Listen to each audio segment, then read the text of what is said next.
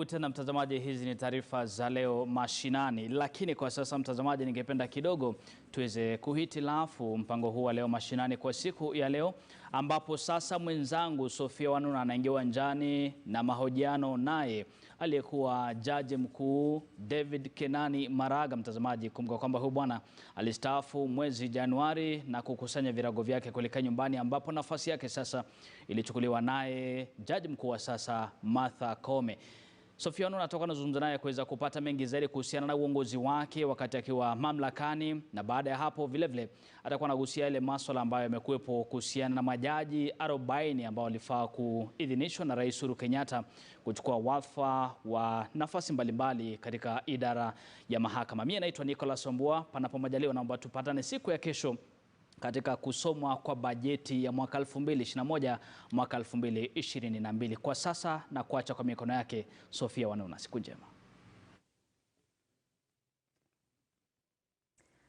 Thank you very much, Nick. Now, it has been 2 weeks since the controversial swearing in of 34 judges at State House, with failure by President Uhuru Kenyatta to appoint 6 judges. This happening 2 years after the Judicial Service Commission forwarded 41 names to the President for appointment as judges under the leadership of retired Justice Maraga. And now we're coming to you live from Karen, the residence of Chief Justice Emeritus David Maraga. Thank you very much, sir, for joining us and making time to be with us this afternoon. After the last time we spoke, sat right here in January, you remember? Yes. So asante sana, and ma'am, for welcoming us home again. And I wonder, how has it been? How have you been keeping? Last time we were talking about how will retirement be like. How has it been? Thank you, Sophia, for coming once again. Yeah. I thought we had agreed last time you would leave me alone to go into retirement. But it has been good. We are happy. Yeah. I'm enjoying my retirement at home. Yes. Yes. So let's get straight into it. I mean, 34 judges last week. We saw the president appoint them, then quickly, it's quick succession, I beg your pardon, the swearing in at State House. And of course, failure to appoint 6 of them. And one, unfortunately, God rest his soul in peace, had since died because 41 were the names you had forwarded. What did you make of the appointment, the entire ceremony? Talk to us about that. Sophia, I've already made my position on this. Mm-hmm. Even before I left office, there were suggestions that we should swear those who didn't have what they call integrity issues, which issues were never given to us. Mm-hmm. And that we go on, because I was all the time complaining about backlogs. And I said, no, if we allow that selection, we will be violating the Constitution. So, I didn't want to wage into this one on this appointment. Yeah. But on a second thought, particularly after you called me on Monday, yeah. I thought and I looked at that and I said, look, what has this swearing in done? You know, this is public lynching of the 6 judges who have been left out. Mm-hmm. Do they continue serving? When the people go to court before them, the first thing in each person's mind is this fellow has integrity issues. Yeah. When somebody loses a case before that judge,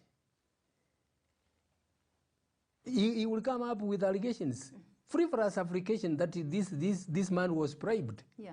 We have reports that is somebody who takes bribes, mm-hmm. or who has integrity issues. You are literally ruining the careers of these judges and totally ruining their lives, yeah. and their families' lives.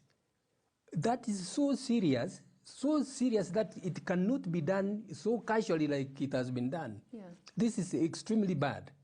On the flip side, Emeritus, it could be argued that perhaps at the point the names were forwarded to the president, and then some information emerged, as he says, received adverse information on certain individuals. If then that happens after the fact, are you then saying the president should sit back despite this new information on these persons? How should it be canvassed? There's a procedure, very, very good procedure. Swear these judges in, lodge a complaint before the Judicial Service Commission. And whoever has been appointed, whether he was an advocate before or he was a judge before, he will be removed. If we don't follow that process, you know now what has happened is that these judges have been condemned and hard. Because now, I mean, in the eyes of the public, these are the corrupt judges who the president was talking about. That is the message out there. Yeah. And that is condemning these people and hard. It can't happen like that. Because somebody was giving an analogy and saying that perhaps imagine a scenario where after the names have been forwarded to the president and say one of the nominees goes on a shooting spree, killing tens of people. Should he then, just because there are those who argue his role is ceremonial, just approve or appoint rather, as opposed to then take what he sees as his constitutional duty, a measure regarding that, because this has happened, whilst this person is innocent until proven guilty, but because you know this information for a fact, then you take that decision based on what he has always argued. He takes those decisions based on what he sees as constitutional duty. You know, let us not go into some hypothetical situations. Yes. We are dealing with a very serious issue here, and the law has a very good procedure of dealing with that. Yeah. The vetting of the judges before appointment is done by the Judicial Service Commission. And as very many people have said, including the vice chairman of the Judicial Service, the former vice chairman of the Judicial Service Commission, said, is when there is a short list of the candidates, the Judicial Service Commission sends letters to all institutions, and they puts it even in the media. Anybody who has an issue, bring it up.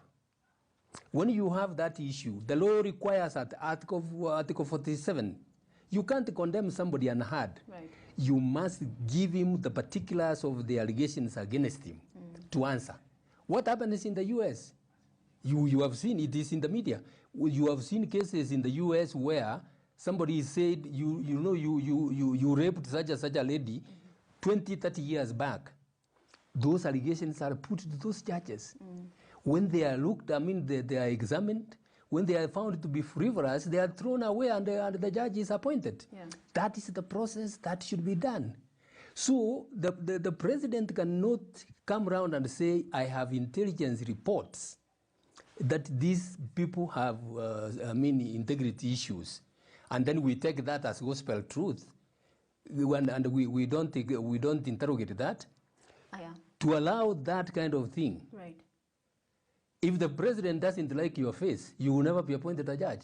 So did you, at the time you were CJ and the issue came up, did you ever seek to find out what information was this that the president had? Just even without making it public, of course, at the time, to find out what is this adverse information, details on the individuals. Did you ever seek to find out? Yes. That issue arose when we were doing the interviews, in fact, almost coming to the end.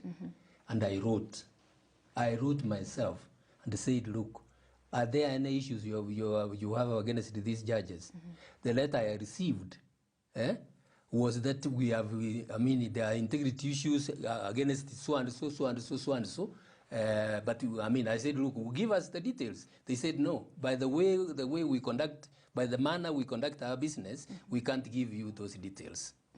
So on the basis of that, we were supposed to condemn these people and tell them, sorry, the executive has issues against you, so we can't appoint you. That's what we were required to do. We refused. Yeah. As JSC, we discussed that and refused, and went ahead and appointed them. Yes. Passed them for appointment. So that information came before you forwarded the list? Exactly. Okay. It came, but we were not given the particulars. Okay. Yes. As I told you, Article 47 of the Constitution requires us to give the particulars of the allegations against those people to them to respond. They could easily be free for us, and if they responded, and there are quite a number of other candidates.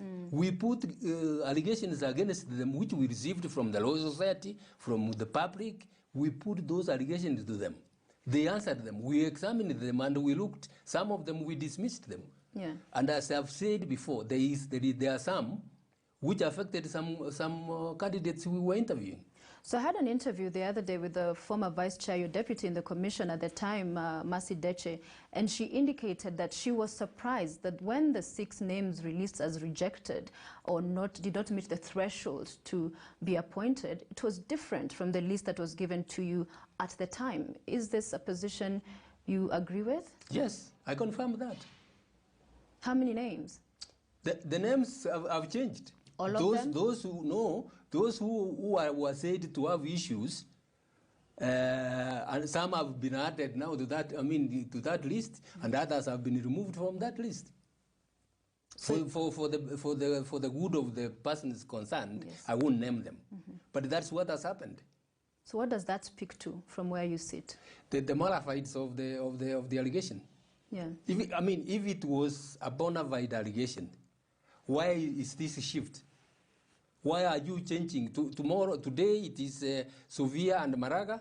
Tomorrow it is Sovia and another person. Yes. Like that. Yeah. And Maraga has been removed or Sovia has been removed. Yeah. So when some would sit and look back and say, a stalemate that lasted for 2 years under your leadership, and of course after you exited as the recruitment was going on, in 2 weeks in the new CJ in office has been unlocked. What again, I'd go back to, would you say attribute the same to? I don't want to speak for anybody. I don't want to speak for the new Chief Justice, for example. I don't know what conversations or what discussions have gone between her and the president, or if there have been any. But from her statement, when she says, "Look, you have appointed this 34, but we want the 6 appointed." That alone is a sign of protest, that this what you have done is not correct, in my understanding. But she attended the swearing in at State House. Well, look at it this way. The president is adamant, is going ahead to appoint. It is really neither here or there whether or not the CJ should have appointed, attended, or how some people look at it. Yeah. I don't want to have an opinion as to whether she should not have gone to State House or going to State House is like an endorsement. Look at the awkward situation the CJ finds herself in.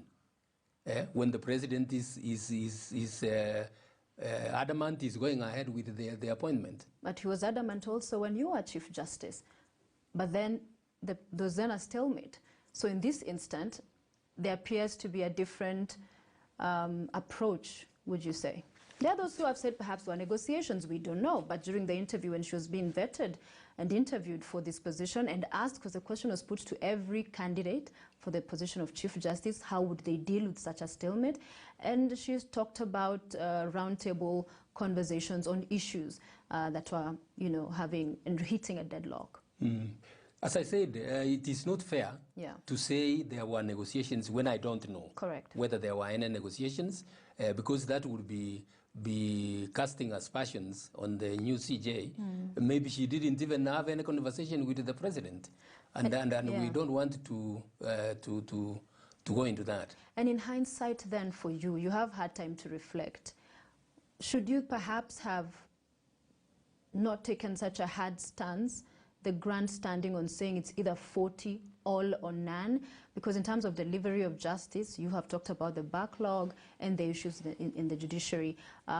In hindsight, would you have done it differently, do you think? No. No. Because you see, why I refused to, I told you there were suggestions that I allowed the ones who were not tainted to proceed. And I said no.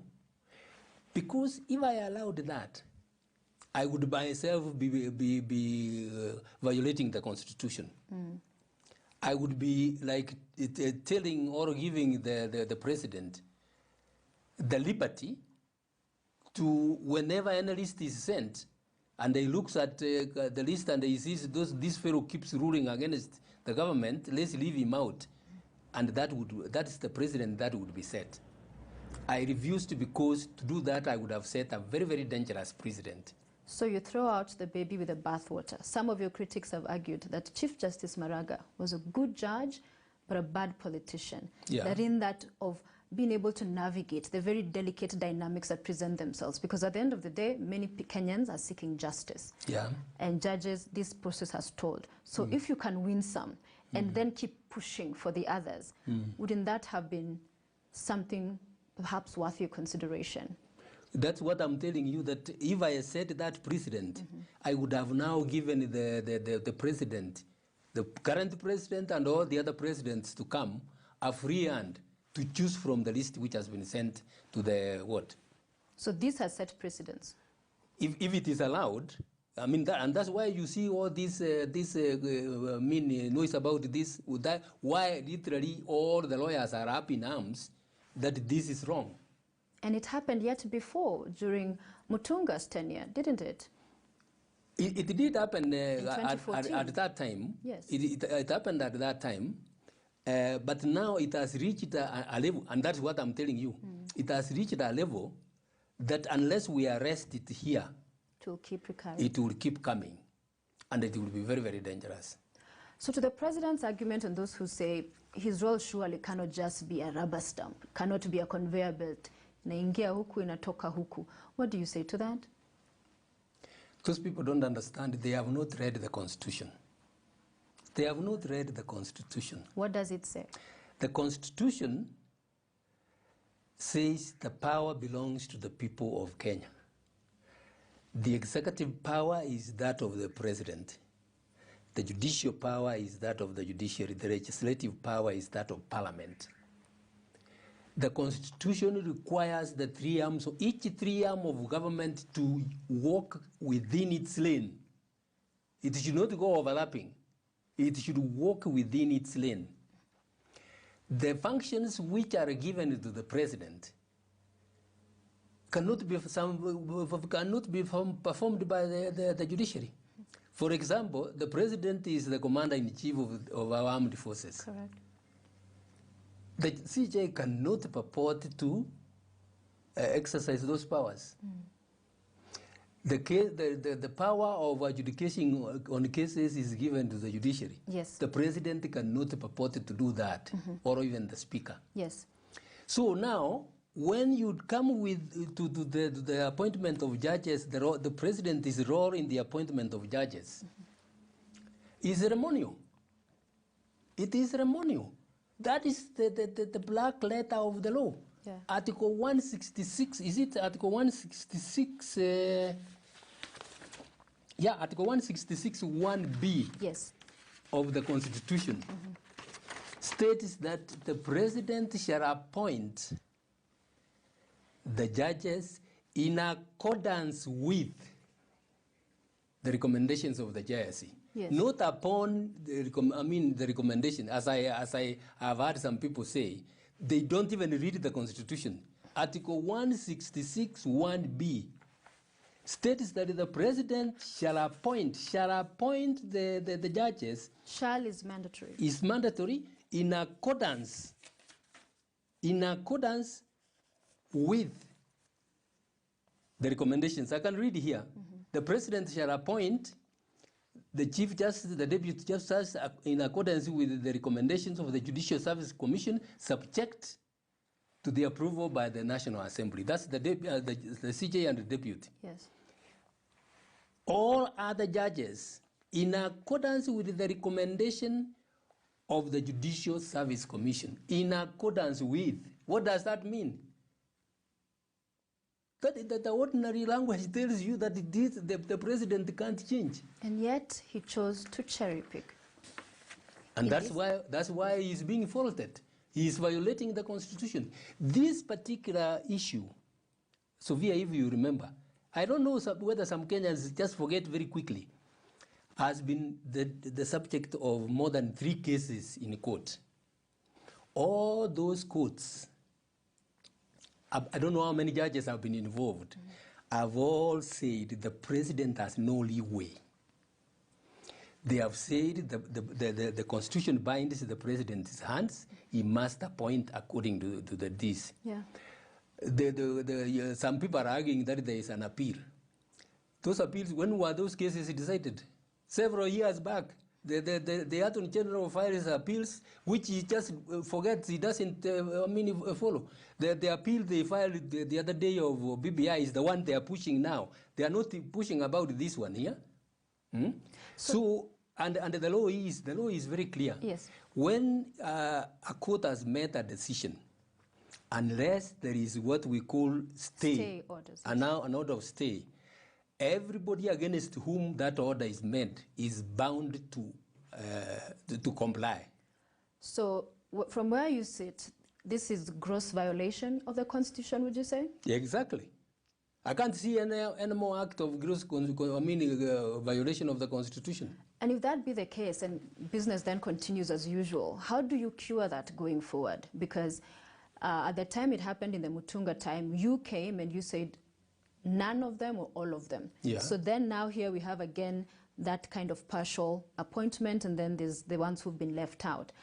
And there are those court orders, as you say. So then what next? Isn't that a dangerous place to be, that there are court orders, but they'll be disregarded because there's an individual sitting in the president office of president who says that this is the way I choose to go? So and it's constitutional duty. So how do you reconcile that for Wanjiko? So take this scenario. Yes. After elections and the president has been elected, he is supposed to be sworn by the Chief Justice. Yes. What would happen if the Chief Justice refused? The Chief Justice will be thrown out of office the following day. I can assure you that. If you came and said you've received some information. For whatever reason. Yeah. Unless you are dealing with, we're not talking about a presidential petition which has not been heard or as. If the president, the Chief Justice, there is no presidential petition. The ceremony has been organized for the swearing of the president, and the Chief Justice refuses to come and swear the president. I can assure you, hell will, the whole country will roll. They will come and say, remove this fellow. He doesn't even know what he's supposed to do. That is what's supposed to happen with the president. And so it is the duty of Parliament, when the president has violated the Constitution. Is it Article 142 or Article 142? I can't remember the provision. Yeah. To take steps and remove him. To impeach the president. To impeach the president. That is the only way you can have order. If this kind of act is allowed to continue, we are descending into a banana republic.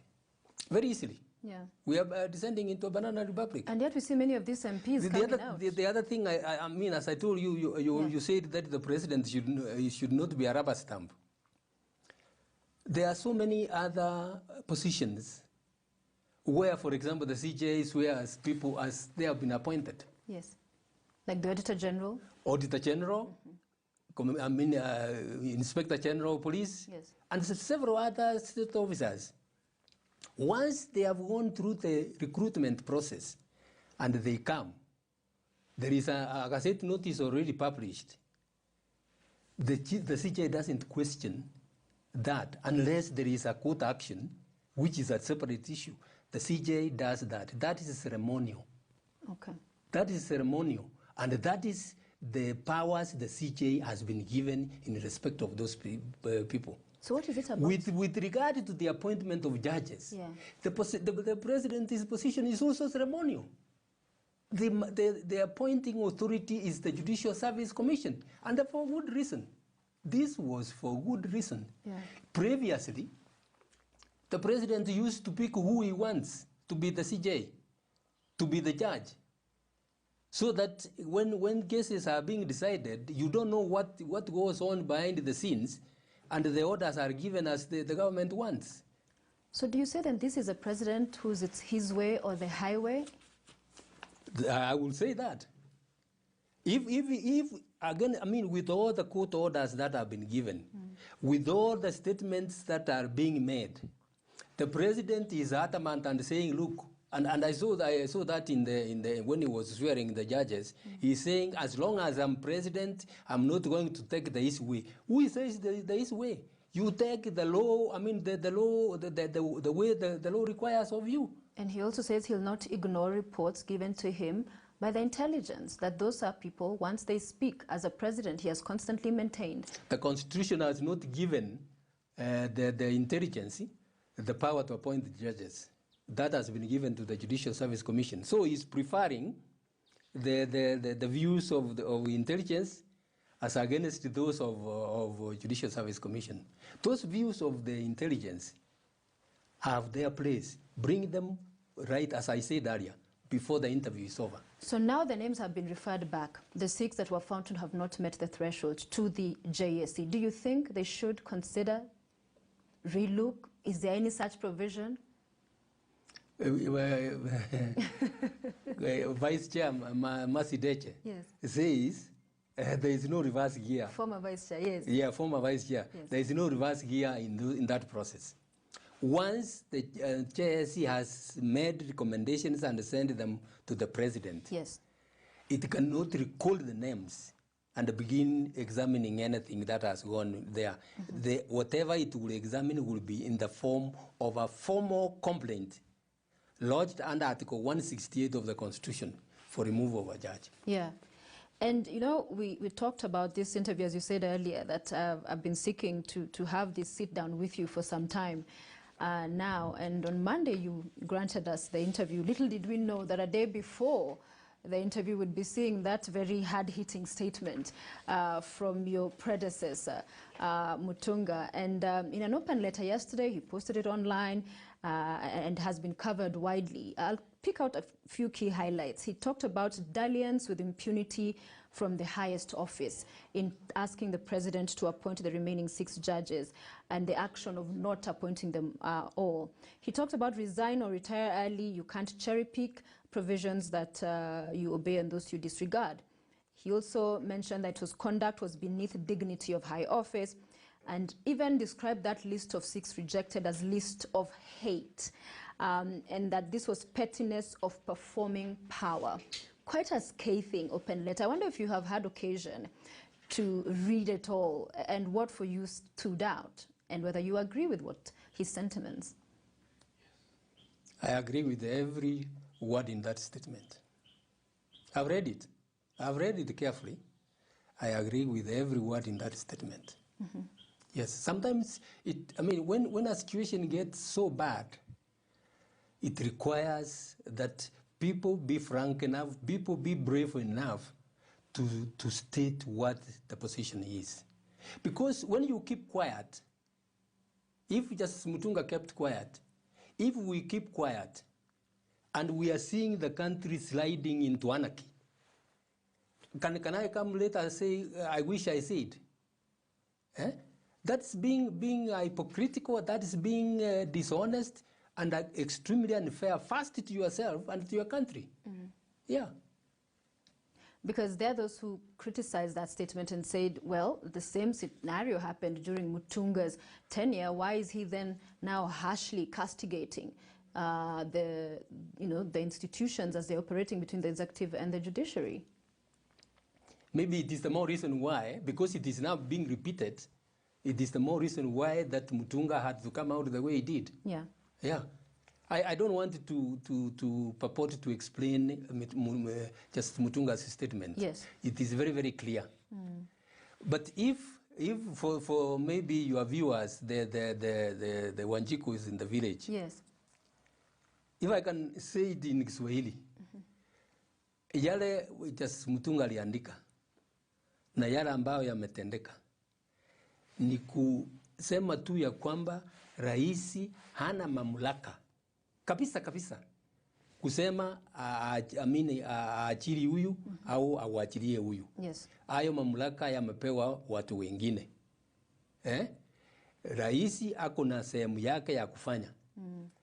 Na afanye ile sehemu yake ambayo anatakikana kufanya, yeah. Asija kaingilie sehemu ya watu wengine.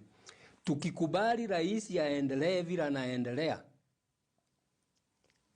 hii kitu tukiachana na aendelee na hii iwe kama kitu ya kawaida, italeta shida Kenya hii. Sababu hiyo itakuwa ni kusoea sasa, kufanya vile unataka. Yeah. Katika demokrasia hakuna mtu ambao anakubaliwa kufanya vile anataka. Kila mtu anatakikana kufanya kazi yake kulingana na sheria. Yeah. Yes. Because at the end of the day, as you say, the challenge then would be for those that are meant to hold power accountable, Parliament. And yet many have taken to social media, released statements and said he was wrong to do what he did, that they should all have been appointed. But there appears not to be anyone out there brave enough, courageous enough to come and say this cannot happen. Do you sometimes think that those who say that opposition is dead in this country, that if there was a real vibrant opposition, and we have a minority, now because perhaps of the handshake, that has been compromised, and that's why we don't see power held to account? Yes, opposition has died. Opposition has died. And that is what has given the president the audacity to do what he wants. But handshake was a good thing on one hand, right? It brought peace. It brought peace. But look at the cost. Look at this cost. In fact, if people were doing their right thing, the opposition who are now in the handshake should condemn this act of the president and tell him, they should be the first ones to tell him, look, Mr. President, we are with you, but this one, no, you are not doing the right thing. Please hear what the people of Kenya are doing. Yeah. That's what one would expect the opposition to tell the president. Because, you know, wacha nikwambie, hii kitu ikiendelea na iende mpaka mwisho, we can go on pole mwishowe, we will not have a judiciary. That is your fear? That is my fear. We will not have a judiciary. The judges will be there. Kesi ikikuja kotini, judge anaangalia anasema, hii kesi nikikata namna hii, rais au waziri fulani atasema nini? Wacha nione vile nafanya namna hii. Is that the country you want us to live in? And yet the president invited us to have a national conversation on Madaraka Day. And he had his guns trained on the judiciary. And he said that the judiciary must bring itself to consider the cost of the decisions they make, the implications, repercussions. He described it as the burden of consequence, of choice, if I'm not wrong. What did you make of that speech?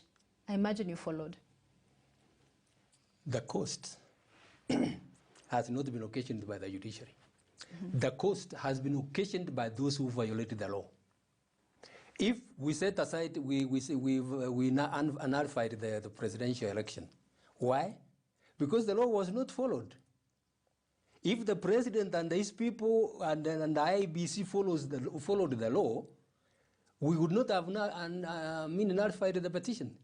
So who has caused that cost? The president is putting it on the court. It is not the court which has done that. It is them who have violated the law and brought the cost of that. Eh? You see, something like the handshake. The entire purpose initially of the handshake was to say, okay, we have violence all the time after every election. Yes. Let us deal with it so that we don't have a repeat of violence every time. But BBI has taken a different trajectory. The issue of electoral fraud is not paramount. From the time of the handshake until the other day is when they are appointing the IBC. Yeah. How many years are those? And if my recollection is right, Krieger had stated in his report that the IBC, a fully constituted IBC, should be in place at least 2 years before the election. Yes. That has not been done. It is now being done. And let me tell you,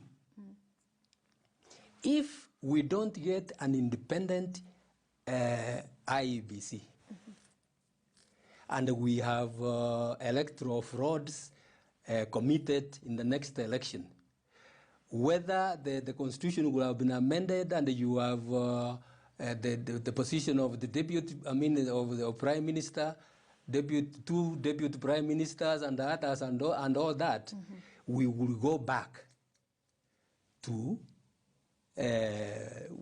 problems still. But let me ask, because what needs to be addressed is to ensure that we have an independent electoral and boundaries commission, a commission which will whose results which will carry out the elections, and everybody will accept that the results are what they are. yes, So that those who lose and are complaining and saying this, they are told, look, this is what IEBC did. The IEBC has done this in accordance with the law. You lost. The votes are here. You lost. Keep quiet. perhaps I could ask and put it this way, and part of that, what the president was inviting the nation to have the conversation, that sometimes there could be a wrong, but that the judiciary should allow itself to have a different perspective where things are just not black and white, that if it's wrong, let's move. That yes, a judge, for instance, could find, or a court, that this was wrong. However, because of considering in the example he gave with the ruling that you led the Supreme Court as president at the time, 1 billion shilling, he said, was being lost per every working hour. So that there was this wrong. However, we've announced the wrong, but because of bigger picture, because that's in essence what he was calling the country to address and think about, and the judiciary. Yes. If you don't remember what happened in 2007, yes, then you will not know what we are doing. As I said, who has caused that loss? It is not the judiciary. It is those who have violated the law. yes, The courts, when we were deciding the 2017 case, and we have put that in the judgment, we considered where we had come from. 207. We considered the 207. yes, And considered all those factors and said, look, we have got to make a stop to this. It may be costly, but we have got to make a stop to this. And so that everybody follows the law as is required. And yet, the petitioners refused, boycotted the repeat election.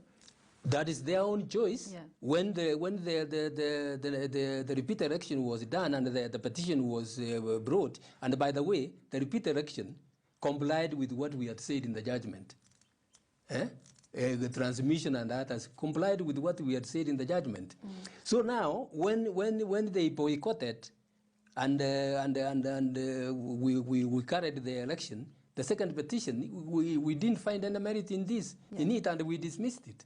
Yes. Yeah. So what the president is saying, that the court should reflect on the consequences of their decisions. Let me tell you, we do that all the time. We do that all the time. But is it all the time? Because I'll give you an example. Again, during that repeat election, Justice Odunga's decision finding that the returning officers were illegally hired. And this was coming, was it a day to the repeat presidential election? That had it not been for the Court of Appeal overturning that decision, the country would have been thrown into a constitutional crisis in that there's no repeat election. What next? Does then the president have a point that in some instances there are decisions made without a big picture in terms of implications? Because in that instance, and the Court of Appeal and the Supreme Court agreed with the overturning of Justice Odunga's decision. So that working within those constraints, isn't there a point that even the judiciary is not a perfect institution? So who becomes the arbiter, perhaps, when executive and judiciary disagree? The judiciary has never claimed to be perfect. And that's why we have the appeal hierarchy. Decisions are made, some mistakes are made, and they are corrected in the appeal process. Yeah. That is the law. Who says the president also makes mistakes, the parliament makes mistakes? All those are done. You saw the other day, parliament is said to have passed how many acts without referring them to the Senate? They made a mistake. Did you want the court to say, okay, because now they have passed all these and they have gone so long, that would be the modus operandi, what the lawyers call modus operandi. It was going to continue unless it is checked. Yeah. Yeah. And during your tenure again, it was pretty much an all-out war between the executive and the judiciary. For sake of country, how do you think, if you were to advise Chief Justice Koome, should navigate? She's newly in office. It can degenerate, as we have seen in many instances. The judiciary gets cash-strapped as well. You see the issue of backlog with judges, delays in appointments. If you were to share some advice, what would that look like? I don't want to share. Leave For just, country to reflect then. Yeah, let just Koome run a show. She should be given that freedom to run a show. But as I'm sure that's what she's going to do.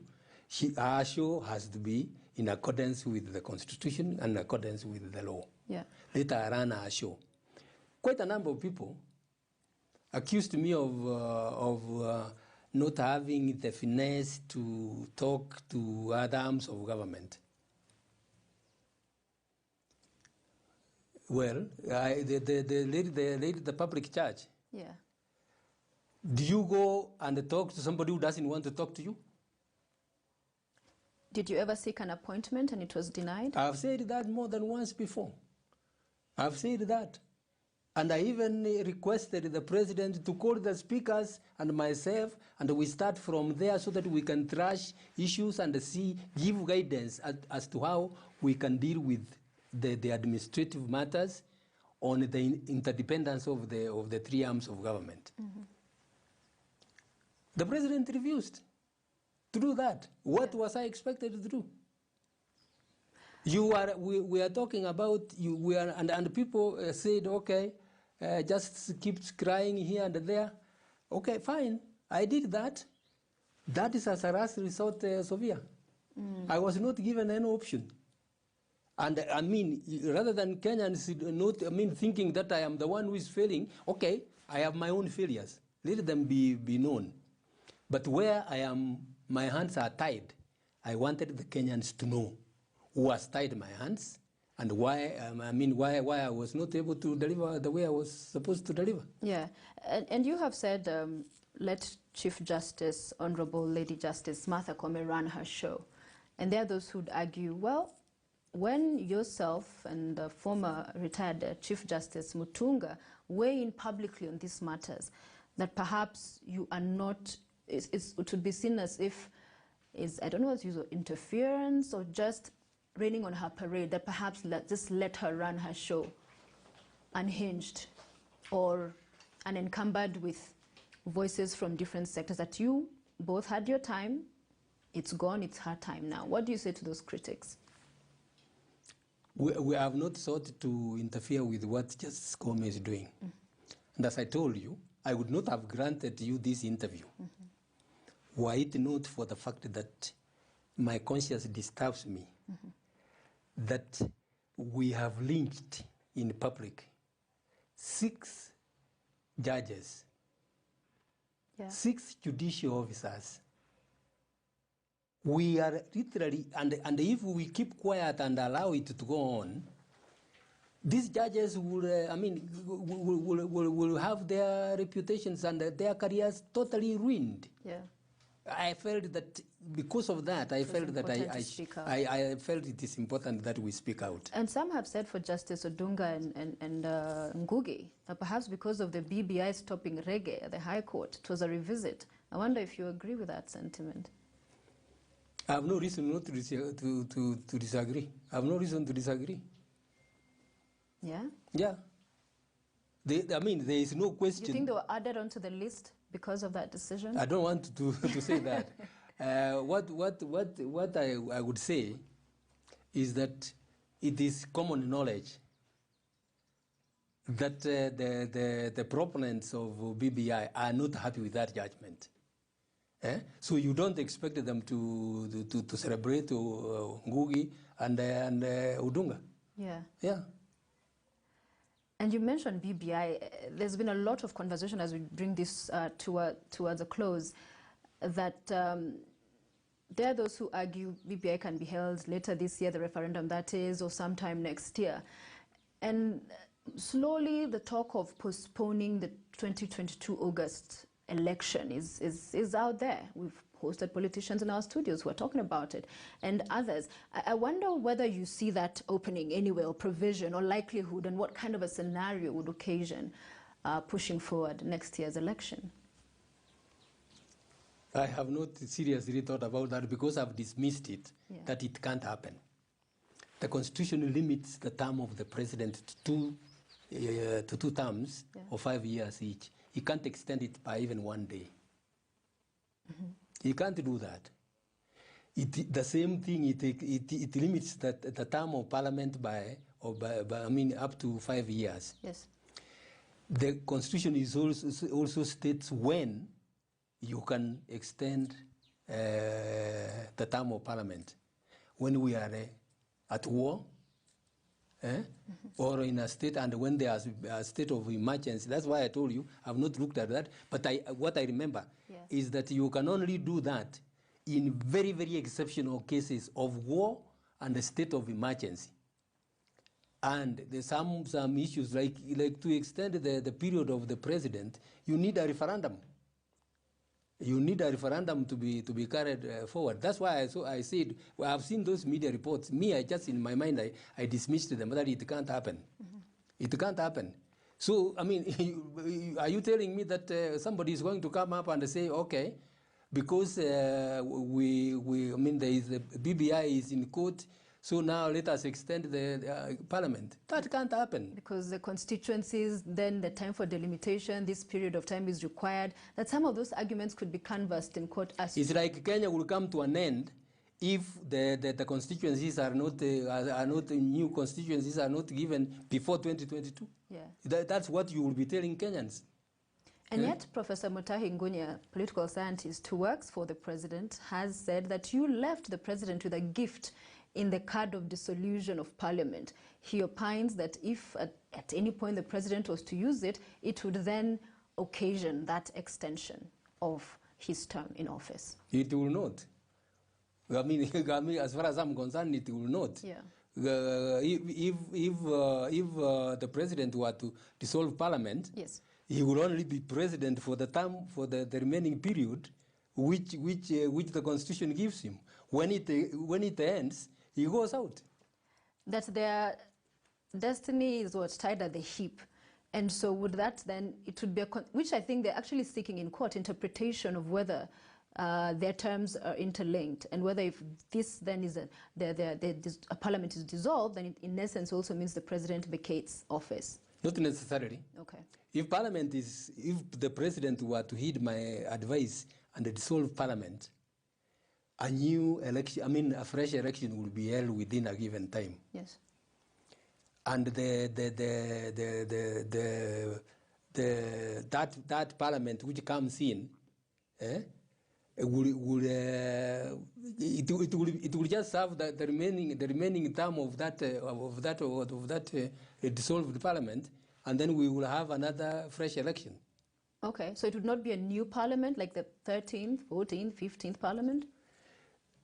I mean, the law is not very clear on that. Okay, as so to interpretation. It will be left to interpretation. Right. But if the president dissolved parliament today, he will remain in office until 2022 August. Yeah. And he will also go out. I must ask you this as, again, we close. Tomorrow is budget day. Judicial, financial autonomy has been a big deal. I wonder for you going forward, because those constraints have been a problem for the functioning of the institution, whether you foresee or what your thinking is around going forward for the judiciary, especially even with what transpired with BBI, because some of the politicians were saying they're going to stop reggae and they want us to give them more money. So I wonder what, as we close, your thoughts are around financial autonomy for the judiciary. Sophia, sorry, let me... No problem, no problem. So if those people who consider the history of our country, the judiciary has been subservient all along. Yeah. The executive controlled the judiciary all along. And the constitutional experts who came up with the 2010 constitution says, look, we must make a break of this. We must have an independent judiciary. To have an independent judiciary, you must give it finances to operate, what we call financial autonomy. You must give it funds. The funds are allocated by Parliament. Yeah. If the judiciary is not given sufficient funds, the Kenyan people should ask Parliament. It's not the Treasury. Yeah. They should ask Parliament.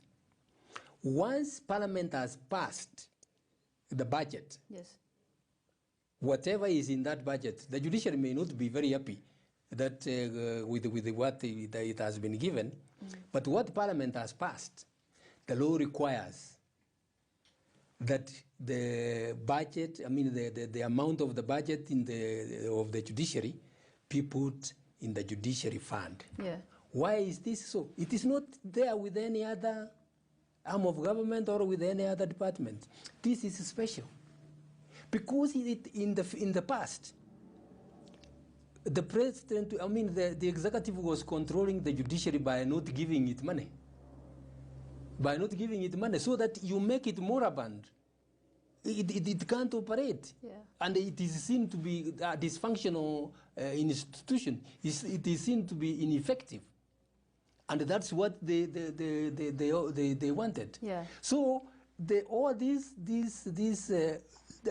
when that is not done, the judiciary will not have financial autonomy and it will not operate as it is supposed to operate. So going forward, the Kenyans should insist that the judiciary fund be put in the judiciary budget be put in the judiciary fund, and it be allowed to operate. All right. When it is not put there, it will be in the budget. Yes. The Treasury will release what it pleases to release. So ring fencing that budget is critical. Is critical. And this, a quick one, that when you retired, of course, a lot of people analyzed your legacy. President Kenyatta retires next year. I wonder how you will remember him. There's what he's seeking to be his legacy, perhaps big four, now the 4 key frame areas he talked about the other day, the BBI perhaps as part of his legacy. What will you remember President Kenyatta, who you have publicly and today repeated his candidate for impeachment? What will you remember? From where you sit, his legacy will be what? In closing. I'm sorry to say that I will remember him as a president who had no regard for the law. It's unfortunate, but that's a fact. It's a fact.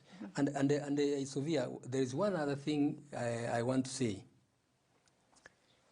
When you have court orders disobeyed from the top, do you know the ramifications of that? Do you know what that implies, what the impact of that is? Yeah. You go to court, your neighbors trespass onto your land. Take 10 years to have the case heard, and you get an eviction order. You can't go and carry a panga and drive your neighbor out. You go to the police. Yeah. The police start doing the case once again. The police are not supposed to do that. The police are just supposed to give the order, to show the order to the person who is a trespasser and tell him to get out. So it's a Pandora's box. No, the immunity goes down. As a result of disobedience of the court orders, starting from the president, come to the ministers, come to the permanent secretaries and the others, criminal elements have taken advantage of that. And they are disobeying court orders and the law left, right, and center. Because they know nothing will happen. Okay. Come to the issue of land. I'm happy the CS lands is now trying to digitize the records. Do you know the forgeries we have in land offices? You people sometimes have investigative journalists. Yes. Send your people to the land office at Kajiado. Send them there, and you will see, I am told, you will see all women who are there. Some are carried there to say, look, who is saying I've sold my land to so and so? Okay. I have not done that because of the forgeries. Why? The fraudsters know that you can get away with this. So it's a question of coming with forged documents, and he does that. Then when he is being followed, it will take ages before he has reaped a fortune out of it. All right. So I mean, what I want to emphasize here is this impunity, and particularly disobedience of the court orders, is going to grind this country if we don't take care. People are suffering because of that. If the law is enforced as it is supposed to be, people will fear. Okay. Will fear the law, and that's what is happening in civilized nations. All right, and that is a good place to wrap up. Chief Justice Emeritus David Kenani Maraga, thank you so much for having us here at your residence. And I remember, as on a light note, when we arrived, Mom, who was very gracious to us and welcoming us home, joked and said, now you're a house husband. So we shall leave you to continue enjoying your retirement. No, that came about, somebody asked, what is he doing? And another person said, no, you know, a lady who doesn't have a regular job is called a housewife. So what do we call a man who doesn't have a regular job? It's a house husband. A house husband. So we shall continue to be. Thank you so much for your time. Thank you very much. And for speaking to our viewers. Thank you very much. One last thing, Sophia. Please continue articulating these issues. Yes, we shall. This country is ours. Let everybody say no to impunity. All right. If we don't do that, I'm telling you, we are going to, like the coming general election, if we don't take care, what we saw in 2007 was child play. Oh, wow. Huh? Don't play around. People are playing around. Forget about what these people are saying, that when you have a prime minister here, you have this and this. If electoral fraud will not be removed or curtailed, there are going to be disputes, and they can get ugly. They can get ugly. Now, I mean, it is there in the media. It's not anything I'm creating. We are in the pandemic. Some people are holding meetings. They are arrested for breaking COVID rules. Others are holding theirs with even larger crowds, and they are not being touched. Double standards. That is what is going to create a problem. You cannot apply the law selectively. When you do that, you send the country into anarchy. All right. Yeah. Thank you very much for saying it as you see it and shooting from the hip. Chief Justice Emeritus David Kenani Maraga with us here on KTN News, exclusive and live. And we thank you for watching. Keep your thoughts coming. I'm at Sophia Wanuna at KTN News KE. The show started during Leo Mashinani. It's ending during News Desk. So we are taking a break, and when we return, Ashley Missouri will be back with the day's top stories. Please stay with us. Thank you.